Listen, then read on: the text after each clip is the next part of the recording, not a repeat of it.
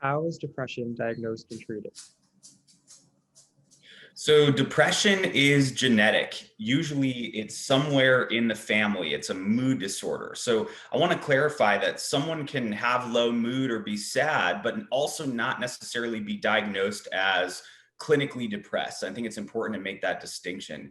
So the DSM-5 outlines the diagnosis of depression by identifying five or more symptoms of the following, which I'm going to explain in a second, over a 2-week period, and at least one of those is going to be depressed mood or loss of interest in pleasure. So some of those symptoms include, as I mentioned, kind of feeling low mood, depressed most of the day. Most days could be diminished interest in pleasure, in things that you're normally interested in, activities that you enjoy, things like that. There could be significant weight loss or weight gain, could be also a decrease in appetite.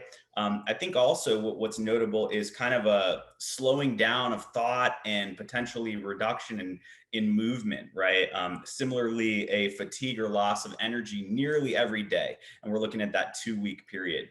I think one of the most important parts to note for a diagnosis of depression is usually a feeling of worthlessness or kind of, excessive or inappropriate kind of guilt about being and who we are. And that may also impact processing speed or working memory, and potentially in some of the more extreme cases, could be recurrent suicidal ideation, could be thoughts of death, could be thoughts of dying, and then in more extreme cases could be also plan and intent. And so I think it's depression can be thrown around just kind of as an umbrella term. I think it's important to note that not all depression means that someone is suicidal. Someone can have a passive, fleeting suicidal thought, like wanting to escape the stress of finals or of the intense A-10 tournament, hopefully not, without having a plan or to attempt suicide or intent, right? So what I would say is if somebody makes a suicidal joke, it's really important that we follow up and we ask the question, have you thought about suicide? Asking that question is not going to plant the idea in somebody's mind. Usually, if that's the case, they've already been thinking about it.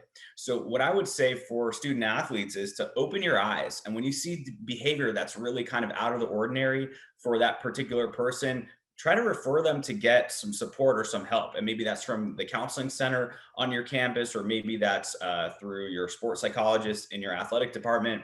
But it's important that we try to encourage them to get some help and normalize that along the way. So, in terms of treating depression, I would say that there are a number of ways to do this, but I'm a cognitive behavioral therapist. So, I think of behavioral activation techniques, having them engaged in active behavior that's kind of gets them out of the room, that gets them engaged socially. Maybe I think social interaction can really help self-esteem, right, and it can help confidence. In the more extreme cases of depression, maybe a referral to a psychiatrist would be helpful for the possibility of a medication evaluation to help, because depression is a chemical imbalance in the brain usually. Talk therapy can be super helpful to kind of better understand core issues, which is my guess with depression, likely rooted in pain or feelings of worthlessness. I think it's also, again, important to create a plan to improve self esteem and to really how to figure out how to stay safe.